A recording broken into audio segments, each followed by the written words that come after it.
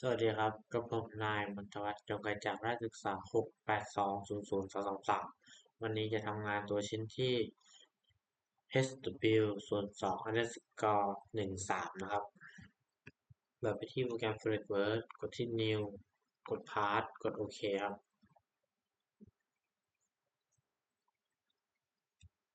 กดที่ Sketch เลือกไปที่ Corner Condense นะครับเลือกที่ Font และสูงไปหน่อยกดตรงนี้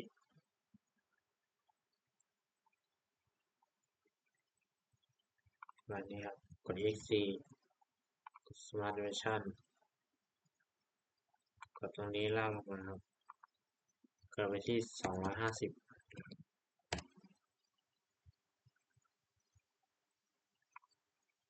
นี่ Smart Dimension ตรงนี้นะครับเลื่อนไปที่20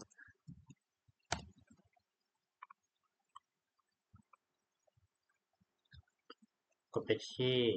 เส้นลายนะครับวางช่วงนี้นะครับกดขึ้นมากดขึ้นมาตรงนี้นะครับกดตัว A ครับกดเส้นลายลงมาเชื่อมตรงนี้ครับกด X4 ครับกดไปที่วงกลมนะครับ Condense ลากวงกลมนะครับลากออกมาครับกด X4 ครับนี่ก็วงกลมครับ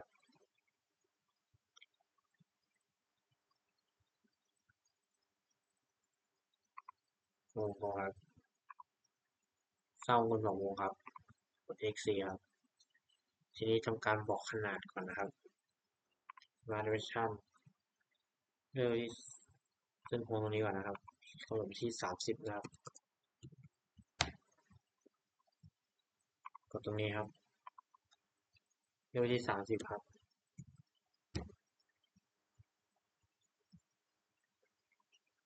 กดที่จุดตรงนี้ครับกับตรงนี้ครับกระโดดไปที่60นะครับ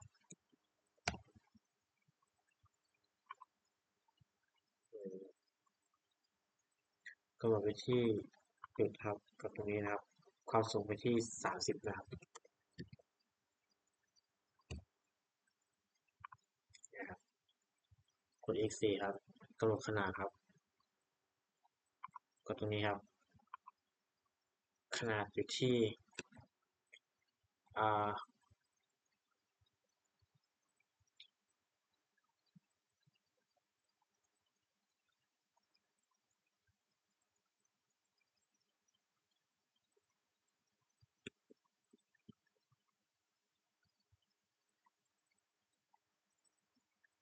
6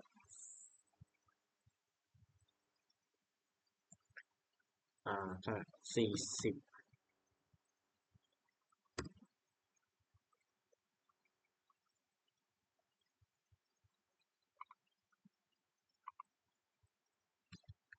คอนโทรลคอนโทรลก่อนครับย้อนกลับก่อนครับ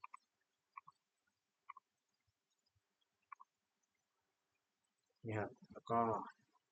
ลบตรงนี้ก่อนนะครับ delete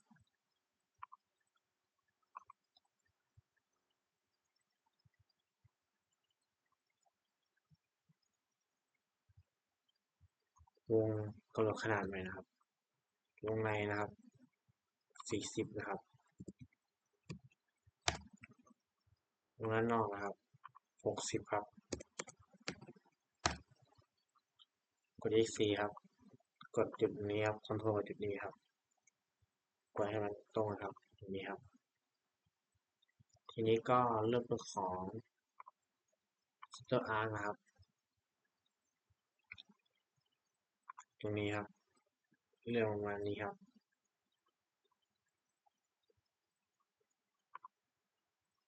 ลากขึ้นครับประมาณนี้กาวมาครับตรงนี้กด X4 ครับเหมือนเดิมครับทำซ้ำครับรอบหนึ่งกดตรงนี้ให้มาที่ตรงนี้ครับอ่าทีนี้ก็เลือกมาตรงนี้อีกรอบนะครับกดตรงนี้ครับแล้วก็ขยายมาตรงนี้นึงครับกด X4 ครับทำการ ระบุขนาดนะครับกด Smart Dimension นะครับขออนุญาตนะครับสร้างเส้นลายก่อนนะครับเส้นลายกด For ครับลากเส้นนี้กับเส้นนี้ครับเชื่อมกันกด EXE ครับทีนี้ก็ลากเส้นลายอีกรอบนะครับกด For ครับอันนี้กับตรงนี้ครับกด EXE ครับกำหนดขนาดมุมครับขนาดด้านในครับไปที่80นะครับ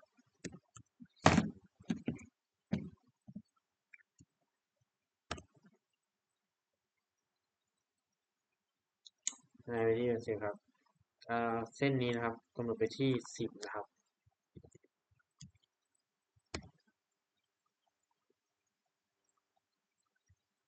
แล้วก็กำหนดตรงนี้นะครับไปที่20นะครับโอเคครับกด EXE ครับทีนี้ก็ใช้ Smart Dimension ใหม่ครับกดตรงนี้กับตรงนี้ครับเลือกกำหนดมุมมาที่40องศาครับกด EXE ครับก็จะได้ส่วนของตรงนี้ใช่ไหมครับทีนี้ก็ทำการระบุครับความสูงตรงนี้กับตรงนี้ครับไปที่70นะครับโอเคทีนี้ก็ใช้เส้นลายครับลากส่วนของตรงนี้ครับขึ้นมาให้คอนให้ตัดให้ตรงนี้ครับเชื่อมกันนะครับ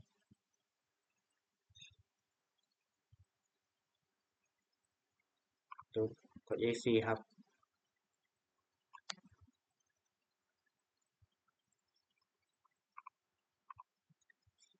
กด EXE ออกนะครับแล้วก็ใช้วิธีกดที่เส้นลายตรงนี้นะครับตรงนี้ coincident กับตรงนี้นะครับ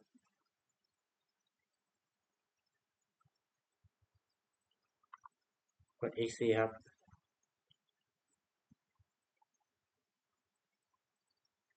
กดไปที่ Smart Dimension นะครับกดที่เส้นนี้กับเส้นนี้กดไปที่15นะครับโอเคกด ESC ครับ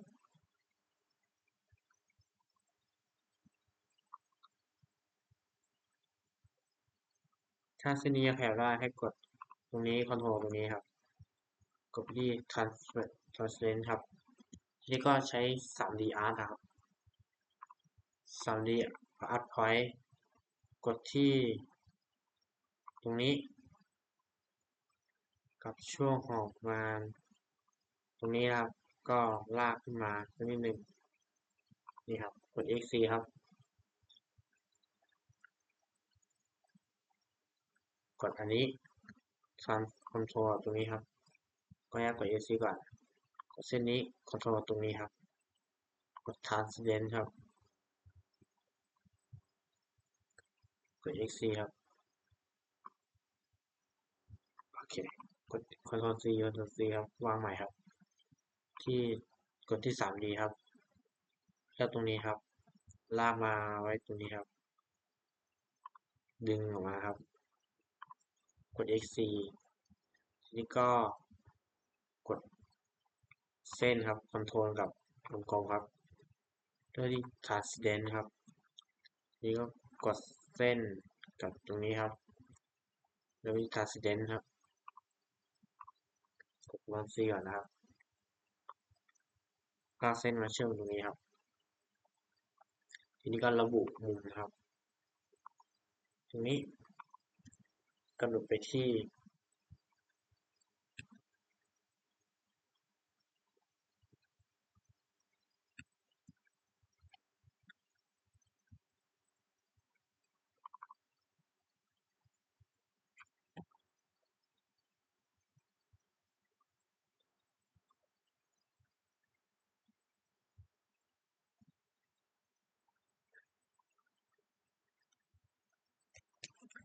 โอเคครับ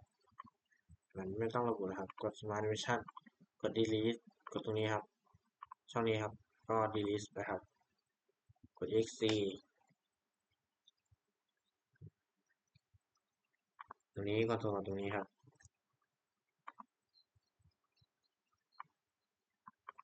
มันไม่ดึงก็ดึงไม่ได้นี่นะ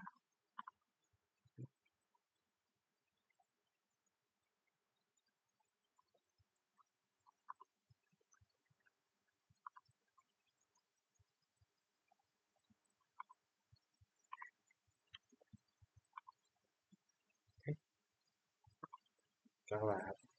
เลขถูกทีนี้ก็จะทำการสร้างของเส้นลายครับของตรงนี้ถึงตรงนี้ครับกด X4 ครับเลือกไปที่ offset นะครับกดตรงนี้เปลี่ยนหน่วยตรงนี้เป็น5มิลครับตรงนี้ทีนี้ก็ทำเหมือนเดิมครับ offset หน่วยของเราอยู่ที่เปลี่ยนตรงนี้เป็น5มิลนะครับ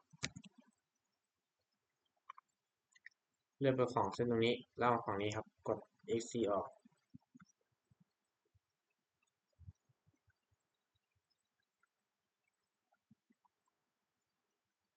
ทำการใช้คัตนะครับ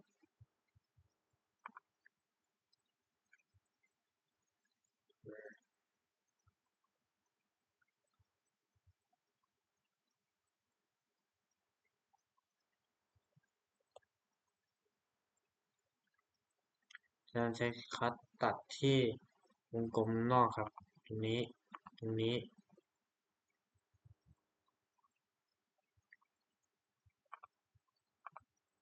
ตรงนี้ตรงนี้ครับแล้วก็ตัดของตรงนี้ตรงนี้ตรงนี้ตรงนี้ตรงนี้ตรงนี้ตรงนี้ตรงนี้ตรงนี้เลยครับ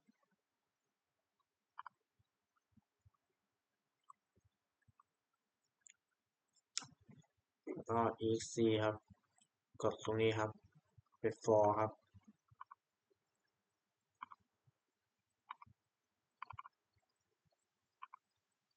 กดตรงนี้ control ตรงนี้ครับget นะครับแล้วก็ตรงนี้control ตรงนี้ครับใช่ครับ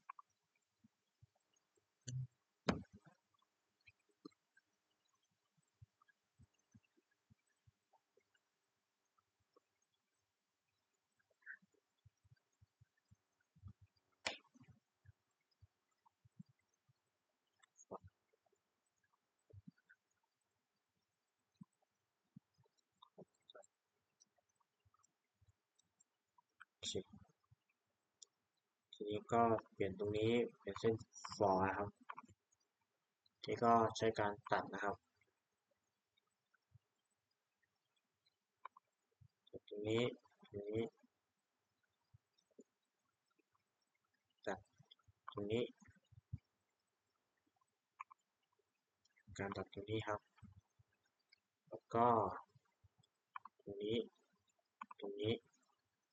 ก็กด X4 ออกนะครับทีนี้ก็ทำการสร้างห้าเหลี่ยมนะครับให้เป็นหกเหลี่ยมนะครับตรงนี้ขึ้นมาครับกำหนดตรงนี้ครับกดเส้นนี้กับเส้นนี้ก่อนนะครับทำการ constraint นี้เส้นนี้กับเส้นนี้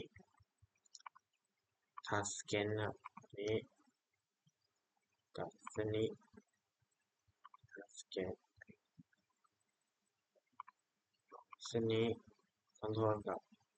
เส้นนี้ครับ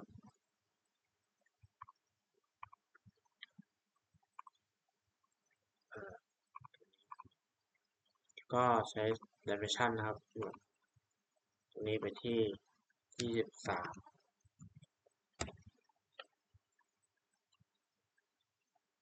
ทำการกำหนดมุมตรงนี้นะครับกด X ก่อนครับกดตรงนี้โอ้ย X ตรงนี้กดตรงนี้นะครับ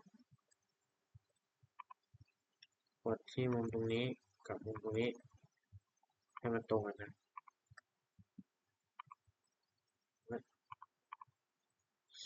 กดที่ Smart Dimension กดที่เส้นตรงนี้นะครับเลือกไปที่40นะครับ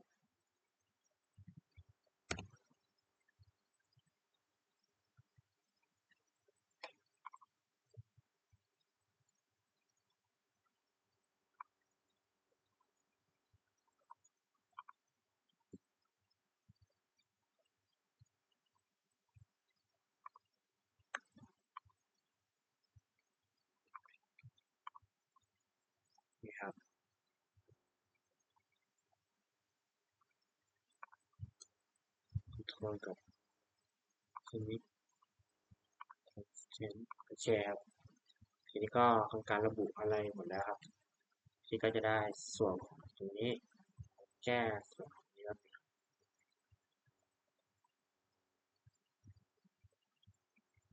ทำการ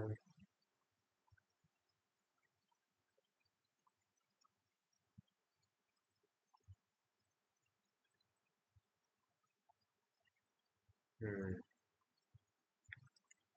เอ่อ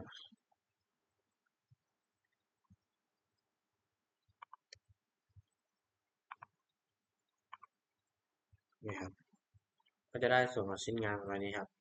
ทีนี้ก็ไปที่ Flush Extrude นะครับการดึงออกมาที่10นะครับกดติ๊กถูกไปนะครับได้ประมาณนี้ครับแล้วก็กดไปที่ Extrude อีกครั้งกดที่ Part กดตรงนี้ครับกด Sketch เลือกของตรงนี้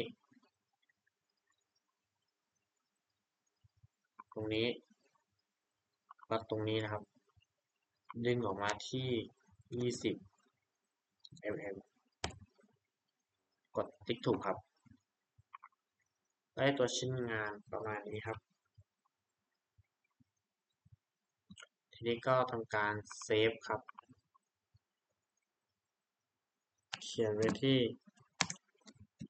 งานชิ้นที่13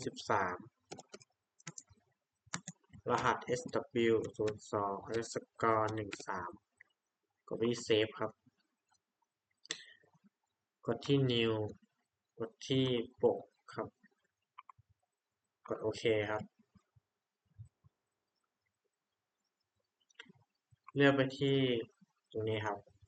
White Palette นะครับกดไปที่งานชิ้นที่13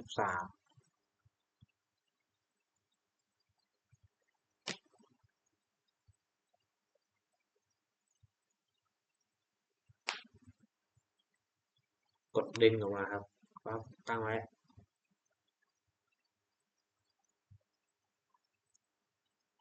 กด exe ครับกดดึงของ isometric มาครับเลือกไปที่แบบหนาครับใช้ขนาดไปที่1:5ครับจัดรูปแบบให้สวยงามครับกดไปที่ตรงนี้ครับกดที่ Sheet Edit Sheet ครับกดตรงนี้ครับกดที่ตรงนี้เลือกไปที่ Trial ครับเนี่ย Title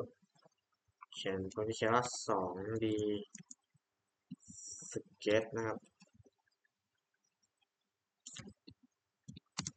SW02_12นะครับ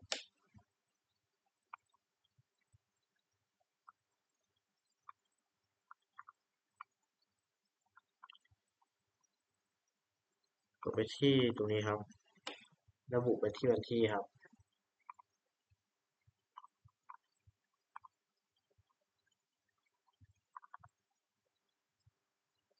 กดตรงนี้ครับระบุไปที่วันที่ครับกดตรงนี้ครับระบุไปที่วันที่ครับ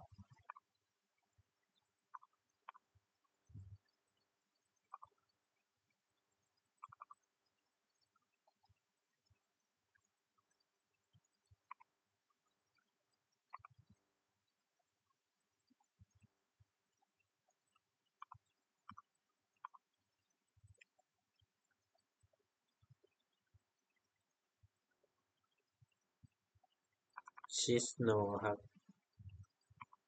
กดตรงนี้ File Name ครับ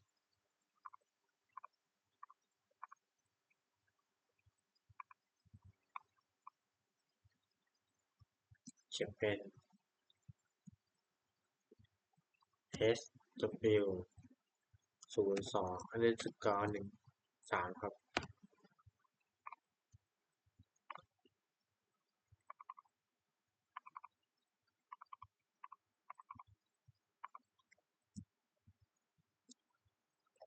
SW02_13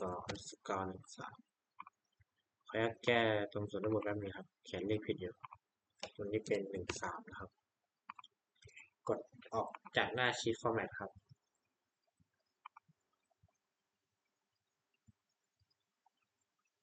กดตัวนี้ครับ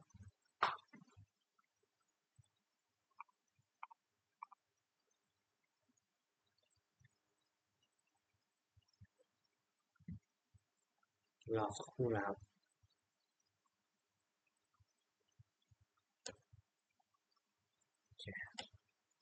เรื่องแบบของตัวนี้ครับวางไปวางตัวชิ้นงานไปครับกด X4 ครับขออนุญาตมุมชิ้นนี้เอาไว้ตรงนี้ครับวันนี้ก็ขอจบการนำเสนอวิธีการสร้างเพียงเท่านี้ขอบคุณครับ